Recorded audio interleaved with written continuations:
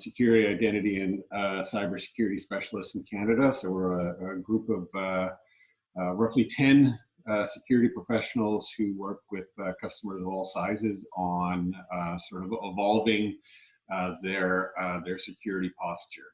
And so if we look at sort of where we're at today and some of the information that we're getting from the various different attacks that we respond to, so we've got a number of different teams and programs that help customers who have been breached, but also my team is really focused on working with customers on how they can prevent being breached.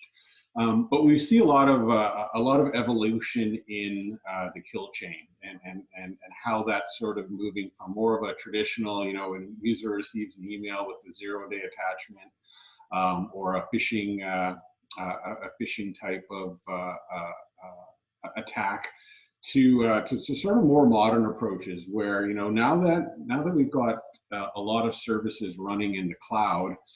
Rather than trying to do a phishing attack, we do password spray attacks. There's a number of sets of credentials that are available, and go to Pastebin, you can find them. You can find them all over the dark web. Anywhere from 25 cents to $1 per user identity, and we see a lot of password spray attacks with cloud services. It's probably one of the #1 things that we see in Azure Active Directory. We're blocking probably around 7 to 10 million of these authentication attempts a day, just based on sort of our threat intelligence. But we also see things where when a user does get access to a mailbox, things like there's an attack, basically some software called Ruler, which allows you to essentially use a password spray attack to compromise a user's mailbox. And then once they've compromised the mailbox, go in and actually create rules. So we all use rules in Outlook and various different mail clients to perform certain actions when emails are received. And those actions can include downloading and executing malicious code. So without ever having to interact with a user or have a user click on anything, we see a lot of attacks where that mailbox is compromised through a compromised identity, and malicious code can be deployed to the workstation. We can also then see those attackers creating exchange forwarding rules where all email that goes to that arrives in that particular inbox or is sent from that particular inbox gets forwarded to the attacker so that they can do some further reconnaissance and start to map out who's who within the organization and who are some of their primary contacts and customers. Again, having access to that mailbox allows for internal phishing, which allows you then to sort of gain access to other services, other accounts, and start to do some of that lateral movement. Again, without without sort of having to worry about any sort of phishing protection system. We do see a lot of customers who implement threat protection and email protection gateways, but they're not looking at any of the internal email that is being sent around. And so internal phishing is something that is typically very highly successful, because if you get an email from somebody within your organization, you're more than likely going to respond to it. And then we see other things like data exfiltration through Exchange and OneDrive and different particular attacks like that. But what this really is kind of doing is evolving that attack chain, and we start to see the activity and the access to these privileged accounts and privileged data to be happening a lot faster. Traditionally, we saw, an attacker being on a network, anywhere from 150 to 200 days, roughly, to basically go through this process that you see here of sort of, getting access to the system, whether typically through identity or through the endpoint, and then compromising user accounts, lateral movement, privilege escalation, which then led to either the domain being compromised. Ransomware happens a lot of times in that places, in those situations, or just data exfiltration. You know, the target attack, which is, I think it was probably about 10 years ago now, was 183 days before they had any idea that an attacker had already exfiltrated data. And then it took them another 60 days to actually lock down and get the attacker out of the network. And in that time, even more data was exfiltrated. Today, we see this down to around, you know, anywhere from 48 hours to full compromise, or you know, typically around the 70-day mark.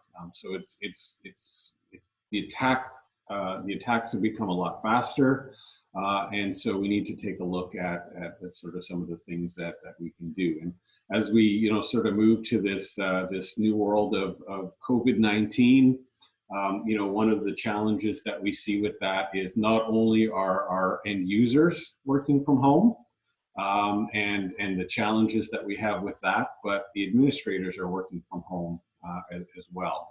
And so when we take a look at sort of a typical attack, you know, there is sort of that patient zero.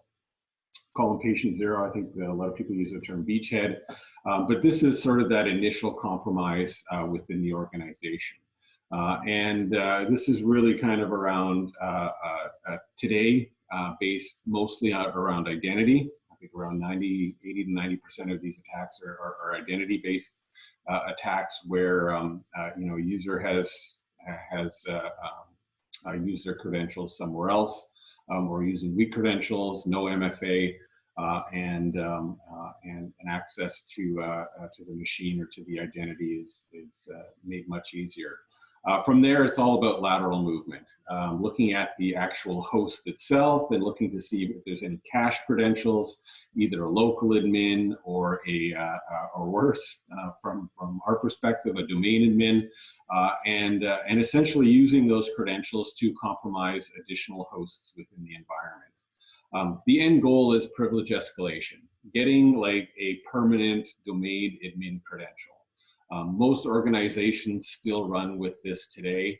We see a lot of organizations where the domain admins have what we would call a full-time account. So that is one that is always active and always sits at domain, global admin, exchange admin, server admin, whatever that elevated level of access is. We see those as permanent roles versus the what we call elevated roles. Once they have that privilege escalation, then they can execute their mission, whether that is to steal data, encrypt data, destroy systems. But the other part of that is to find ways of persisting their presence. And that is, you know, creating ghost accounts, creating other admin accounts, so that once the cleanup happens, you know, we'll see a resurgence afterwards, because you know, there were still some rogue accounts that were created. We see this a lot of times. We just published a case study from our DART team, where you know, one organization had established persistence in a domain. And then they shared that, and ended up being 6 different adversaries that were attacking the same organization.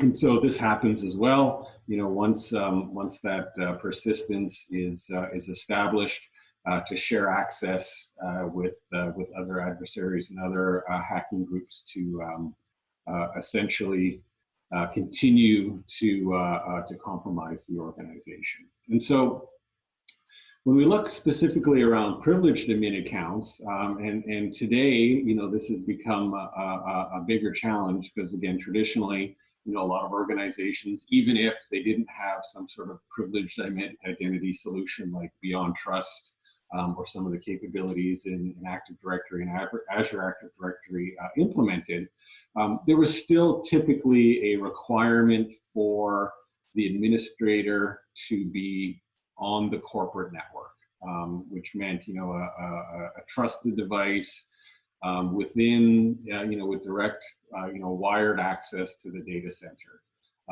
Obviously, that changed now, and things have, things have really kind of changed, and now we have administrators who are either working from home, but B, also more commonly today, accessing cloud services where there is no hardwired connection to the data center.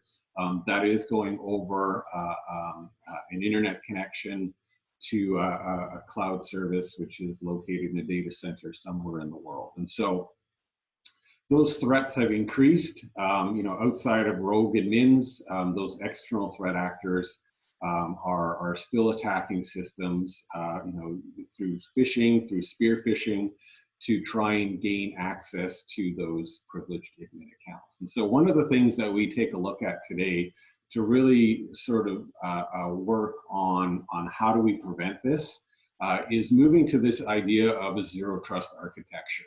So traditionally, we had a data center that was located in one of our locations, one of our office buildings somewhere, and we had, one or two internet connections coming in. We had a set of firewalls that were in place to block any sort of external access or limit the external access. And essentially, if you were on that network, you were trusted as long as you could log into a device that was joined to the domain. So it was pretty simple and straightforward. And we had ACLs and subnets and different things like that to sort of limit limit access. But essentially, if you were plugged into that network, you had access to the resources that you have access to. Today, with some of those resources being in the cloud, some of those resources being on-prem, and even some of that, the devices and the locations that users are connecting from now being personal devices, coming in from mobile workers who are logging in from Starbucks one day, their home office, a customer location, they travel to a conference. There's a number of different locations. So we really take a look in the zero trust model as the identity or the identities that are being used, and establishing a user and session risk profile, and determining do we need to ask for multi-factor authentication? Is there some sort of user risk to the identity where maybe that we believe that identity has been compromised? And so we're going to force password reset. So there's a number of things at the identity side that we can do to go beyond just having a valid username and password. And then looking at the location, looking at the device and the risk state of that device. Is it a corporate managed device? Does it have something like Defender Advanced Threat Protection enabled, and it's healthy and it's compliant with all of our corporate policies? Or is it a personal device? Is it somebody's iPad that they're sitting on the couch and they want to check their email? And when we take a look at creating both the policy and comparing that with our threat intelligence and the user and device risk state, we can apply different levels of access to the data, the applications, the infrastructure, and the network. And this is really kind of where we see a lot of organizations going today. The Microsoft world, we call it conditional access. It's part of Azure Active Directory, but it's really all about establishing or understanding that regardless of the network location, that we still want to validate that it's a valid identity, that the user and session risk is low, that the device risk state is low, that it's a managed compliant device, and then still compare that with our threat intelligence and use that to do real-time evaluation against the policy that you've determined. And this extends into those privileged accounts then. There's a number of different privileged identity and access management solutions and the workflows that go with that, whether it's an on-prem service or an Azure or AWS or Google Cloud service. There's a number of different ways that we can manage that process. The idea here is really about removing those permanent admin roles or minimizing the number of permanent admin roles that you have. And then using that just-in-time access management to essentially request a specific level of privilege to perform the administrative tasks that you need to perform. And while you have that privileged account, to essentially be forced to use multi-factor authentication, a secured, compliant, managed workstation, and only have that that standing access to that particular privileged account for a specific period of time. And I know Beyond Trust is going to talk a lot about that probably in the next session, but this is really kind of what we're getting towards. And if you look towards what we did at Microsoft, we've got about 285,000 identities between full-time employees, vendors, contractors, and we had on-prem roughly 10,000 what we call permanent administrative roles. We've been able to bring that down to 400 permanent admin roles across the entire Microsoft organization, both our on-prem, sorry, not our on-prem, but both our sort of corporate enterprise, internal services, as well as our Azure Office 365 and Dynamics cloud services. So really, if you look at any Microsoft cloud service, whether it's Xbox, Outlook.com, Office 365, consumer and commercial, it's all based identity-wise on Azure Active Directory. And so we've really been able to reduce the number of sort of permanent admin roles as we've moved these resources to the cloud. And it's really all about reducing the attack surface. One of the other things that we've done in this same sort of model is move towards what we call privileged access workstations. Some people call them jump servers, whatever you want to call it, but it is a locked down device. There's nobody surfing the internet from that machine. If you need to go to Google or go to Bing to, look up a help document or something like that, you're not doing it from one of these workstations.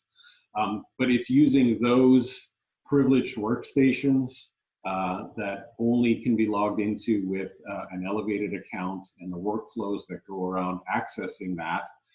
It's really about, reducing the risk of just enough access, just in time, from a set of highly secured workstations.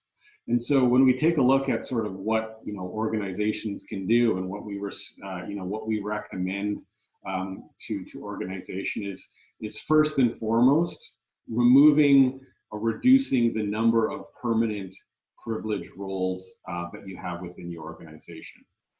We went from 10,000 to 400. So if you can go from 10 to 4, or even 4 to 1 in your organization, whatever that number is, if we can reduce the number of permanent admin roles, that's a step in the right direction. The next one then is sort of limiting the number of hosts and using dedicated hosts for those privileged tasks. I know some organizations, will provide like a virtual machine that's sitting on, on a user's desktop, so they'll have a virtual machine running in Hyper-V on their Windows 10 machine. That's a step in the right direction.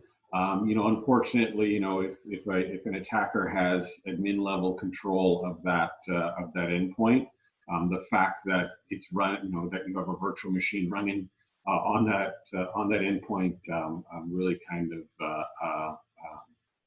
makes that irrelevant to an extent. So really limiting the number of hosts and using dedicated hosts to access those privileged accounts and for those privileged management tasks. We can then harden and restrict those hosts. We can lock those hosts down. We're not installing Outlook. We're not installing a web browser on that machine. There's no media player on there, for example, no Spotify app or anything like that. It is a hardened, restricted host.